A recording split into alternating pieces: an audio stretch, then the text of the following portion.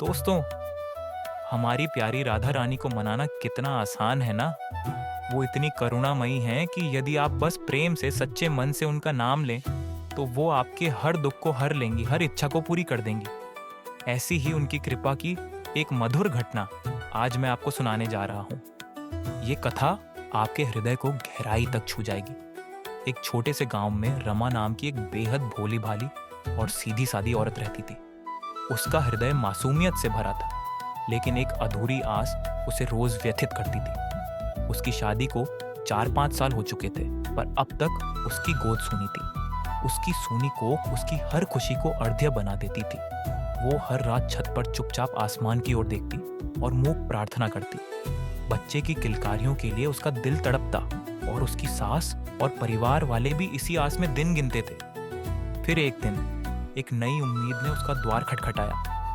पड़ोस की 8 से 10 महिलाएं राधा अष्टमी के शुभ अवसर पर किशोरी जी के दर्शन करने बरसाने जा रही थी। जब उन्होंने रमा को चलने के लिए बुलाया तो उसका दिल खुशी से झूम उठा। रमा ने कहा, सच? मैं भी बरसाने जाऊं जहां किशोरी जी विराजती हैं? उसने पहले कभी बरसाने धाम नहीं देखा था। उसका अंतर्मन प्रेम और श्रद्धा से पुलकित हो उठा। रमा की सास ने उसकी आंखों में चमक देखते हुए कहा, जा रमा, किशोरी जी बहुत करुणामयी हैं। हो सकता है कि तेरी सूनी गोद उनके आशीर्वाद से भर जाए। यह सुनते ही रमा की आंखों में आंसू आ गए। उसने सास के पैर छूकर आशीर्वाद लिया और बड़ी लगन से यात्रा की तैयारी करने लगी। रमा बेहद उत्साहित थी, लेकिन जीवन कभी कभी विचित्र परीक्षाएं लेता है। यात्रा से चंद घंटे पहले उसका पैर अचानक एक तेज चोट से सूज गया। दर्द इतना था कि वह चल भी नहीं पा रही थी। सास ने कहा, बिटिया, ऐसे हालात में वहां कैसे जाओगी? वहां तो बहुत चलना पड़ता है। बेहतर है कि अगली बार चली जाना। रमा का दिल टूट गया। उसकी आंखों में निराशा के बादल छा गए, लेकिन फिर एक दृढ़ निश्चय ने उसे संभाल लिया। उसने मन ही मन सोचा, नहीं, मैं यह मौका हाथ से जाने नहीं दूंगी। शायद इसी बार मेरी प्रार्थना पूरी हो जाए।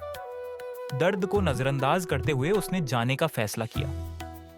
उसकी आंखों में विश्वास था कि करुणामयी किशोरी जी उसे जरूर आशीर्वाद देंगी। गाड़ी में बैठकर उसकी सहेलियां राधे कृष्णा के जयकारे लगाती रहीं और रमा का हृदय किशोरी जी के प्रेम में डूबता चला गया। बरसाने पहुंचकर जैसे ही उन्होंने मंदिर की सीढ़ियों पर कदम रखा, हर कोई राधे राधे का मधुर जयकारा कर रहा था। रमा के घायल पैर के कारण उसका चलना बेहद मुश्किल हो रहा था। दर्द की लहरें बार बार उसे कमजोर बना रही थीं। उसने ठहर कर सहेलियों से कहा, आप सभी दर्शन कर लें, मैं यहीं अटारी पर रुकूंगी और आपसे वहीं मिलूंगी। उसकी आवाज भले ही धीमी थी, लेकिन उसमें हिम्मत की झलक साफ थी। रमा राधे राधे कहते हुए धीरे धीरे सीढ़ियां चढ़ने लगी, लेकिन तभी उसका पैर मुड़ गया और वो गिरने को थी। तभी एक छोटी सी 7-8 साल की लड़की ने दौड़कर उसका हाथ पकड़ लिया। लड़की की मासूम आवाज गूंज उठी, मैया, संभल कर, कहीं गिर न जाना। रमा का दिल तेजी से धड़क उठा। उसने घबराते हुए उस बच्ची की ओर देखा। एक पल के लिए ऐसा लगा जैसे सारा दर्द कहीं गायब हो गया हो। उसने कांपते हुए कहा, बेटी, आज अगर तुम ना होती तो मैं गिर ही जाती। लड़की ने मुस्कुराते हुए कहा, अरे मैया, मैं कभी गिरने दूंगी आपको। बच्ची की भोली बातें और उसका मैया कहकर पुकारना रमा को भीतर तक सुकून दे रहा था। उसका हर आंसू जैसे इस एक शब्द में खुलकर सुख बन गया। रमा की आंखें भर आईं, लेकिन इस बार उन आंसुओं में दर्द नहीं बल्कि एक अजीब सी संतुष्टि थी। अब रमा थोड़ी देर के लिए वहीं बैठ गई। वो लड़की भी रमा के पास ही बैठ गई। रमा बड़े प्रेम से उस लड़की से बातें करने लगी। रमा ने पूछा, बेटी, तुम कहाँ रहती हो? लड़की ने कहा, मैया, यही मेरा घर है, मैं तो यहीं रहती हूँ। थोड़ी देर बाद वो लड़की बोली, मैया, मेरे लिए क्या लाई हो? अब रमा हैरान होकर उसे देखने लगी। रमा बोली, मैं तेरे लिए क्या लाऊंगी? मैं तो तुझे जानती भी नहीं। लड़की बड़े प्रेम से बोली, मैं यहीं रहती हूँ, सब मुझे प्रेम से लाडो बुलाते हैं। तुम भी मुझे लाडो ही बोलना। मैंने तुम्हें गिरने से बचाया है ना, तो तुम मुझे कुछ दोगी नहीं क्या? उसकी भोली भाली बातें सुनकर और मैया शब्द सुनकर रमा बहुत खुश हो रही थी। रमा ने कहा, अच्छा बता, तुझे क्या चाहिए? मैं कल तुझे लाकर जरूर दूंगी। अब तो मैं 8 दिन यहीं रहूंगी ना। लाडो बोली, मुझे तो चूड़ी, कंगन, मेहंदी, घाघरा चोली, माथे का टीका, गले का हार, बिछुए, पायल सब पसंद है, अब कुछ भी ले आना। तो रमा बोली, अच्छा बच्चा, सब ला कर दूंगी। रमा ने कहा, लाडो अब मैं चलती हूँ, मेरी सखियाँ अटारी पर मंदिर के बाहर मेरा इंतजार कर रही हैं। लाडो बोली, चल मैया, मैं तुझे छोड़ आती हूँ, कहीं तुम फिर से गिर मत जाना।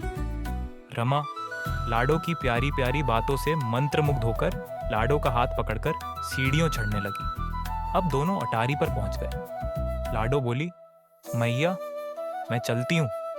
रमा भी मंदिर के अंदर चली गई। मंदिर में रमा ने किशोरी जी और ठाकुर जी के दर्शन किए। बहुत ही आनंदमय दर्शन हुए।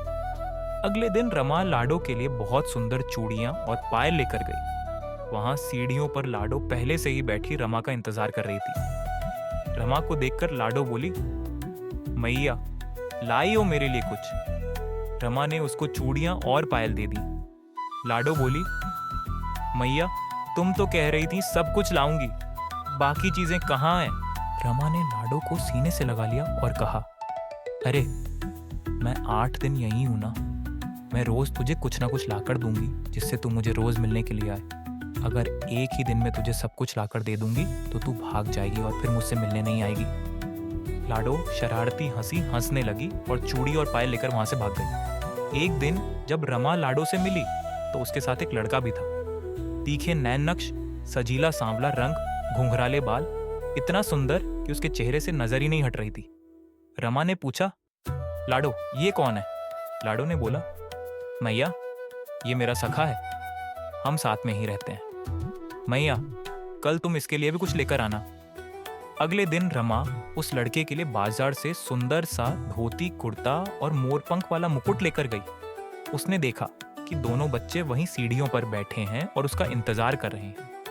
रमा ने बच्चों को बहुत प्यार किया और उनसे खूब सारी बातें की। फिर रमा ने अपने लाए हुए धोती, कुर्ता और मोरपंख वाला मुकुट उन बच्चों को दिया। अब रमा बोली, लाडो देख, मैंने तुझे और तेरे सखा को भी सब चीजें लाकर दी, पर तूने मुझे कभी कुछ पहनकर तो दिखाया ही नहीं। मैं भी तो देखूं कि तू कैसी लगेगी, तेरा नाप सही भी है या नहीं। लाडो बोली, मैया कल राधा अष्टमी है ना, कल मैं तुझे सब पहनकर दिखाऊंगी। यह कहकर दोनों बच्चे चले गए। मंदिर में दर्शन कर रमा भी चली गई। अगले दिन राधा अष्टमी पर लाखों की संख्या में लोग मंदिर आए। सब जगह राधे राधे के जयकारे लग रहे थे। रमा भी वहीं पहुंची जहां लाडो रोज उससे मिलती थी, पर आज लाडो वहां नहीं थी। रमा ने सोचा, आज बहुत भीड़ है, उत्सव का दिन है, हो सकता है आज वो नहीं आई हो। रमा मंदिर में दर्शन के लिए पहुंची। भीड़ के कारण रमा को दर्शन ही नहीं हो पा रहे थे। रमा भीड़ को चीरती हुई बड़ी मुश्किल से किशोरी जी और ठाकुर जी के दर्शन के लिए पहुंची। वहां जाकर तो वो कुछ देर के लिए पत्थर सी हो गई। उसने क्या देखा? किशोरी जी ने वही सामान पहना है जो उसने लाडो को लाकर दिया था। वही मोटे गोटे वाला लहंगा चोली, वही चूड़ियां। ठाकुर जी ने भी वही धोती, कुर्ता और मुकुट पहना था। रमा के पूरे शरीर से पसीने निकलने लगे। उसे कुछ भी समझ नहीं आ रहा था। बड़ी मुश्किल से कांपते हुए कदमों के साथ रमा पुजारी जी के पास पहुंची। उसकी सांसें तेज हो रही थीं और दिल में बवंडर सा चल रहा था। उसने थरथराते होंठों से पूछा, आज वस्त्र और श्रृंगार की सेवा किसने की है? पुजारी जी ने बड़े सादगी से उत्तर दिया, आज वस्त्रों की व्यवस्था खुद लाडली जी ने की है। जब हमने पट खोले तो ये सारे वस्त्र और श्रृंगार का सामान वहीं रखा था। हमने इसे लाडली जी की मर्जी समझकर इन्हें यहीं पहना दिया। यह सुनते ही रमा के पैरों तले से जमीन खिसक गई। उसके मन में बवंडर तेज हो गया। उसे ऐसा महसूस हुआ जैसे सारी दुनिया थम गई हो और केवल उसकी सांसों की आवाज सुनाई दे रही हो। उसने सिर पकड़ लिया, जैसे उसकी आत्मा पर कोई भारी बोझ आ गया हो। लाडो और सखा, वो तो। उसके शब्द गले में अटक गए। एक पल में सब समझ आ गया। जिस मासूम लाडो और सखा से वो दिन रात मिलती थी, वो कोई और नहीं बल्कि साक्षात किशोरी जी और ठाकुर जी थे। रमा की आंखों से आंसू अनियंत्रित होकर बहने लगे। वो अपनी सुध बुध खो बैठी। पागलपन की हद तक भावनाओं में डूबी हुई वो मंदिर की सीढ़ियों की ओर भागने लगी, जहां वो रोज लाडो से मिली थी। उसने हांफते हुए जोर जोर से पुकारना शुरू कर दिया, लाडो लाडो कहाँ हो तुम? एक बार आ जाओ मेरी बच्ची। लेकिन आज वहां लाडो कैसे मिलती? आज तो वो साक्षात रूप में हजारों भक्तों के दर्शन देने आई थी। रमा की आवाज गूंजते हुए सीढ़ियों पर फैल गई, लेकिन जवाब में उसे सिर्फ खामोशी मिली। उसका दिल टूट रहा था। तभी उसकी सहेलियां दौड़ती हुई वहां पहुंच गईं। उन्होंने रमा को देखा और पूछा, रमा, तुम किसे पुकार रही हो? रमा की आवाज हिचकियों से भरी हुई थी। उसने अपने आंसुओं में भीगी हुई आवाज में सारा किस्सा सुनाया। सहेलियां सन्न रह गईं। उन्होंने भी तुरंत किशोरी जी के वस्त्र और श्रृंगार को पहचान लिया। ये तो वही है रमा, ये वही गोटे वाला लहंगा चोली है जिसे तूने खुद तैयार किया था। सबकी आंखें हैरानी और भक्ति से भर आईं, लेकिन रमा का दिल कहीं और अटका हुआ था। उसने दृढ़ स्वर में कहा, मैं घर नहीं जाऊंगी। जब तक मेरी लाडो मुझसे मिलने नहीं आएंगी, मैं यहीं रहूंगी। उसकी आंखों में एक अनोखी जिद और भक्ति का मिश्रण था। सहेलियां उसे मनाने की बहुत कोशिश करती रहीं, लेकिन रमा ने उनके हर शब्द को नजरअंदाज कर दिया। कुछ दिनों बाद रमा की सास और पति भी उसे लेने आए। उन्होंने मिन्नतें की, समझाया, यहां तक कि उसके पैरों पर गिर गए। लेकिन रमा ने अपने दिल से एक ही बात कही, मुझे बस लाडो चाहिए, और वह अडिग रही। अब रमा रोज उन्हीं सीढ़ियों पर जाकर बैठती। हर रोज उसकी आंखें लाडो को खोजती और उसका दिल बेसब्र होकर पुकारता, लाडो, मेरी बच्ची, आ जाओ। जब शाम तक लाडो नहीं आती तो उसकी पीड़ा और बढ़ जाती। वह उस पीड़ा को अपने आंसुओं में बहाती, लेकिन यह पीड़ा उसके लिए तपस्या बन गई। दर्द की इस गहराई में भी उसे एक अजीब आनंद मिलने लगा, जैसे वह लाडो के निकट ही हो।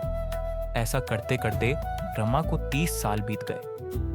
हर दिन सीढ़ियों पर बैठकर लाडो को पुकारते हुए उसकी आंखें बूढ़ी हो चुकी थीं, लेकिन उनमें अब भी वही इंतजार की चमक थी। उसका शरीर कमजोर हो गया था। बुढ़ापा उसके हर अंग पर हावी हो चुका था, लेकिन उसका दिल अब भी किशोरी जी के प्रेम और लाडो की याद में धड़कता था। एक दिन जब सूरज ढल रहा था और मंदिर की सीढ़ियां सुनसान हो रही थीं, एक छोटी सी लड़की अचानक रमा के पास आई। उसने रमा का कांपता हुआ हाथ अपने नन्हे हाथों में थाम लिया। उसकी मासूम आवाज गूंजी, मैया, चलो, मैं तुम्हें अटारी पर ले चलती हूँ। वहां तुम्हारी लाडो तुम्हारा इंतजार कर रही है। रमा का दिल एक पल के लिए रुक सा गया। उसकी धुंधली आंखों में एक नई रोशनी चमक उठी। उसने कांपते हुए पूछा, लाडो, मेरी लाडो? लड़की ने मुस्कुराते हुए कहा, हाँ मैया, वही लाडो। रमा जैसे बावरी सी हो गई। उसके थके हुए पैरों में अचानक नई ताकत आ गई। वह लड़की का हाथ थामे अटारी तक पहुंची। वहां उसने देखा, लाडो। उसकी वही लाडो बाहें फैलाए खड़ी थी, जैसे उसे गले लगाने के लिए बुला रही हो। रमा की आंखों से आंसुओं की धारा बह निकली। उसने कांपते हुए हाथों से लाडो की ओर बढ़ने की कोशिश की। उसकी आवाज में सारा जीवन भर का प्रेम और तड़प घुला हुआ था। लाडो, मेरी बच्ची। लाडो ने अपनी बाहें और फैला दी, जैसे कह रही हो, आओ मैया, अब और इंतजार नहीं। रमा की थकी हुई आत्मा को जैसे शांति मिल गई। उसने एक आखिरी हिचकी ली और वहीं गिर पड़ी। ऐसा लगा मानो किशोरी जी ने रमा को नहीं, उसकी आत्मा को ही गले से लगा लिया हो। उस पल मंदिर की घंटियां गूंज उठी। हवा में राधे राधे के झकारे गूंजने लगे। ऐसा लगा जैसे सारा ब्रह्मांड रमा की मुक्ति का उत्सव मना रहा हो। तो दोस्तों, यही है हमारी करुणामयी किशोरी जी की लीला। यह कथा हमें सिखाती है कि सच्चा प्रेम और भक्ति कभी व्यर्थ नहीं जाते। रमा का अटूट विश्वास और निस्वार्थ प्रेम, जो 30 साल तक उसकी तपस्या बना रहा, आखिरकार उसे अपनी लाडो, अपनी किशोरी जी से मिला गया। यह कहानी हमें याद दिलाती है कि जब हमारा प्रेम और भक्ति सच्चे मन से होती है, तो स्वयं भगवान भी हमारी पुकार सुनते हैं और हमारी गोद भरते हैं। जिन्होंने यह कथा सुनी, वह सभी कहें राधे राधे, और अपने जीवन में इस प्रेम और विश्वास को स्थान दें। जीवन में जब भी कठिनाई आए, तो बस ये याद रखें कि राधा रानी की कृपा से हर दुख हल हो सकता है। अगर ये कहानी आपके दिल को छू गई हो, तो इसे जरूर शेयर करें, लाइक करें और हमारे चैनल को सब्सक्राइब करें। आप सभी का धन्यवाद। हो बोलो राधा रानी की जय।